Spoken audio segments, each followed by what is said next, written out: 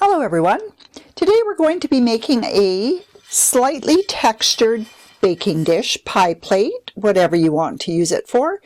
The one we're doing today will not have a rim on it. I wanted to do something different. This one has a manganese wash on the back and texture on the back and the hearts on the inside. So you'll see though where we do press the hearts, you do lose some of that texture on the very bottom, but that's okay because nobody really sees that. So let's get at it. We'll be using some forms. We'll get the clay rolled out and we are good to go. Here we have a slab rolled to 3/8 of an inch on the slab roller. I will link a short little video in the description. If you do not have a slab roller and you want to still do these projects, you can easily do them with slab sticks. I will also link a short video on how to get more of a rectangular piece of clay from the slab roller rather than a huge oval. So we compress both sides of the clay. Super important that you do this for the structural integrity to avoid warping and cracking. This slab was rolled to 3/8 of an inch. When I compress it, it will be a little smaller than that, and I will be putting stamps on. This is bakeware, so this clay has a little more grog in it. You want a groggier clay for bakeware because it's going to be thermally expanding and shrinking constantly in and out of the oven. Super important too that when you're selling bakeware or even giving it as a gift, that you put a little instruction sheet in, because you do not want your bakeware or cookware to go into a preheated oven. It needs to go into a cold oven. Turn the oven on and it will come to temperature. There are very few things that will not work using that method. So now that we have it compressed, we are going to be using I'm just going to use a small bat, and I have our cutter and our mold or form. So with the form, I'll just slide this out of the way for a moment. I'm going to take a slightly damp sponge,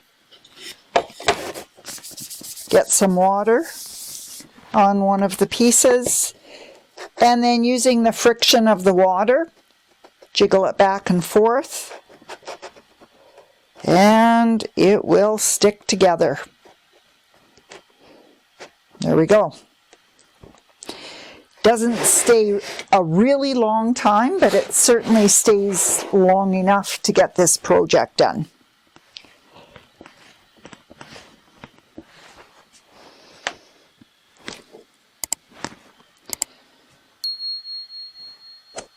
So I am going to cut out, since we're not doing too many stamps, I'm not concerned about it stretching or misshaping. If I was doing an all-over texture with a roller or a lot of stamps, then I would definitely cut after. But for this, no need. I'm going to slide this clay under plastic and it will be good for another project. I think what I'll do here is, that might be able to be a little trinket dish.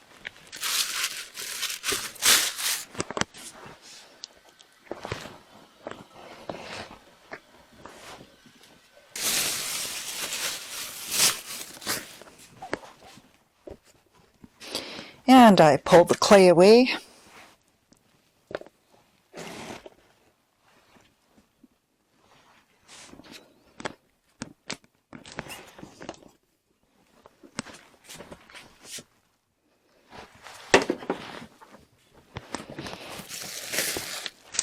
Take my handy sheet of plastic, just soften those edges. We have to be very mindful of these inside corners. That is where you're going to get cracking if you are going to get a crack. So what I'm going to do is just take the back side of my needle tool and slightly compress each of those little indented points. They're quite soft. They're not a sharp point, so it shouldn't be an issue. But it doesn't hurt to do this anyhow. Compression is key. Align those particles and they will be much stronger. Okay, so the stamp that we're going to use for this is a heart stamp. The nice thing about it, it's a Valentine project, but it doesn't scream Valentine's Day. You could use this any time of the year. So I am, because I'm going to be stamping more than one time with the stamp, I'm going to put some cornstarch on there. And I'm not going to get too carried away trying to make it perfect, but I will try to get these hearts as centered as possible.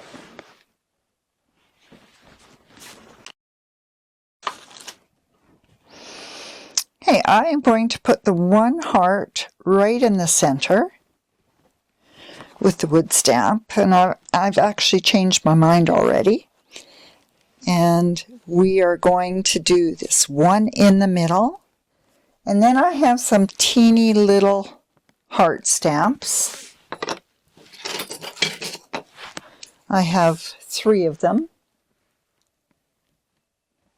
And we're just going to go around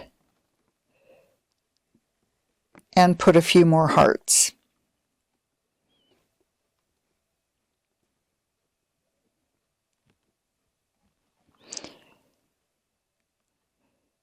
And this way we can put them all over.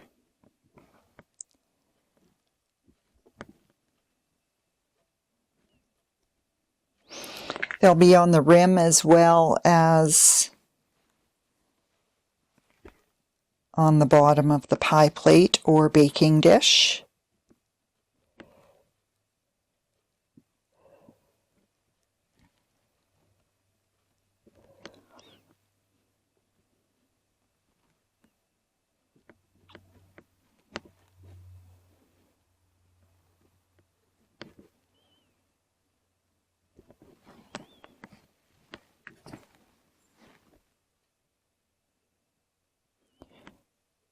Won't get too carried away with the amount we put. Just a nice little grouping. Just for a little bit more interest.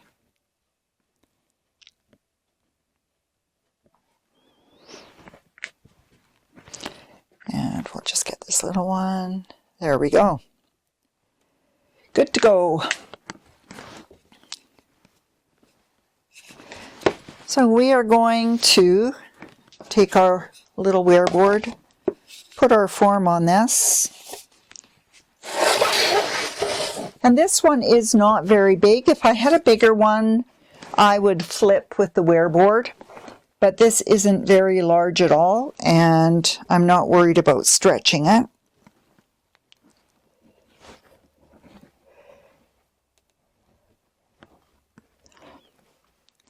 And we're just going to pull up a little bit.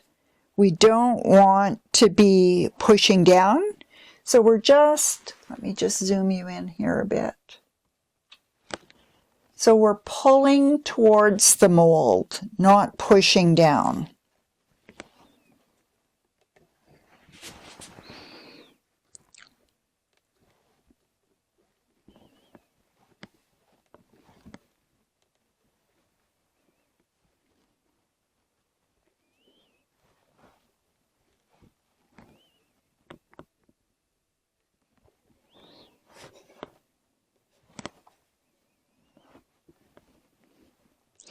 So this is a nice little baking dish for a couple people, for a small pie, to take to somebody special and leave them this as well as what you have nicely made inside of it. So then we'll just take our red rib. And you do want to be gentle around this curve. You do not want to thin that out too much.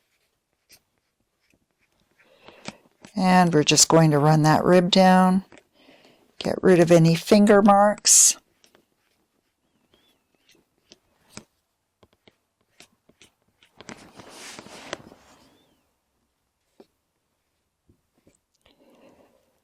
Now, if you wanted a rim on it, then all you have to do is use the cutter one size up.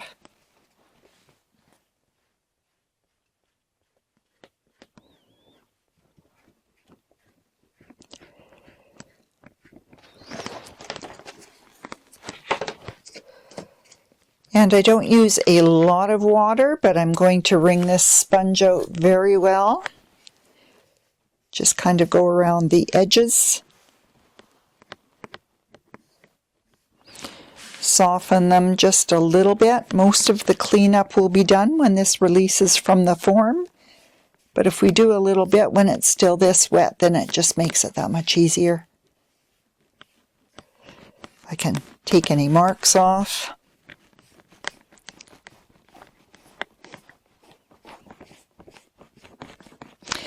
And as usual with these smaller gifts or projects, they make great gifts and they don't take a lot of time, because when it's seasonal like that, people don't like spending a lot of time, and if you're selling them, people aren't going to spend a lot of money. This, as I said, doesn't scream Valentine's Day, but it's still nice to have those more affordable, smaller projects that still look really special. When somebody gives it, you want them to be really proud of what they're giving. Nothing better than a handmade gift.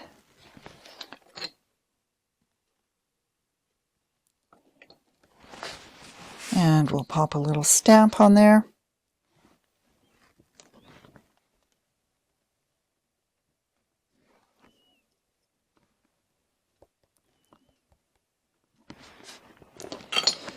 And there we go. This will have to sit for about an hour and a half to 3 hours, depending on the temperature in the studio, the humidity, and then it will release from the mold. I'll pull the mold out and I will bring you back at that point. Our little serving dish, pie plate, baking dish, whatever you want to use it for, has set up for a few hours now. It is quite mild outside and warm in the studio with low humidity, so it should be good to go. Use another bat as a wear board to flip that over. Pop the mold out, the top one, and this one sometimes can be a little tricky. I just use the back end of the needle tool.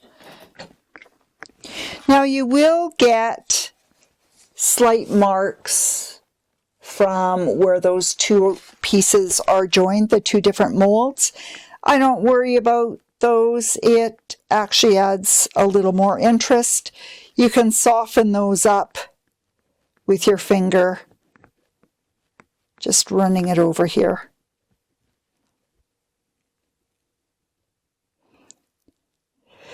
So it's great. They offer the flexibility to do a lot of different things with one set,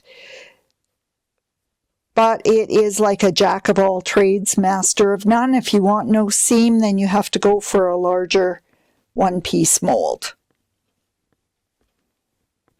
There we go. So now I am just going to soften these edges.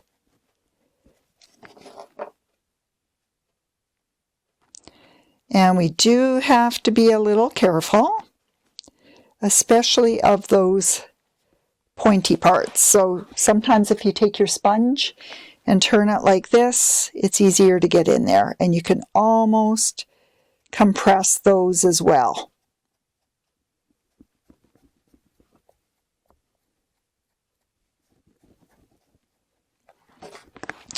As I said before, we will be doing more cleanup when it's at the leather hard stage. This is just some preliminary work to get some of the bigger bits of clay off and soften things.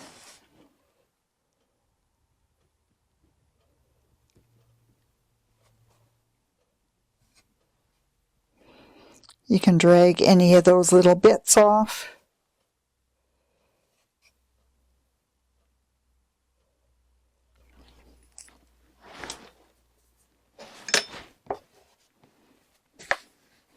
Just support the outside edge with your hand.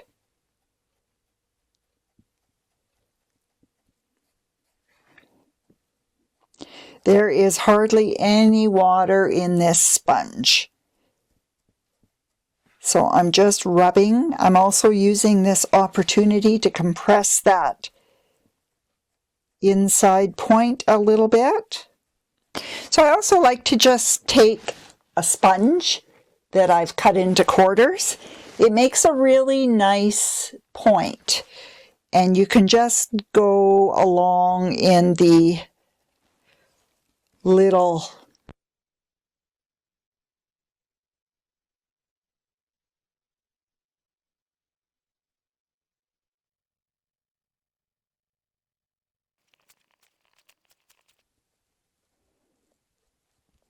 okay.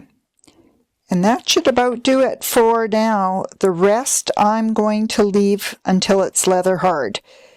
If I mess around too much with it at this point, you can make it more cleanup later. But this little bit will help.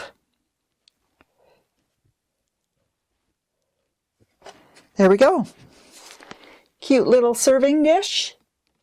Thank you for joining in today. I know everybody's busy, and it really means a lot that you have joined me to watch our little baking dish pie plate tutorial. I would very much appreciate if you wanted to like and subscribe if you enjoyed the video. It really helps the channel, and we can keep making more videos. If you have any questions or comments, please feel free to leave those below in the comment section. Check the description for any links that I put in, and have a wonderful day. Thank you again for joining. Go out there, get muddy, have fun. It's all about the making.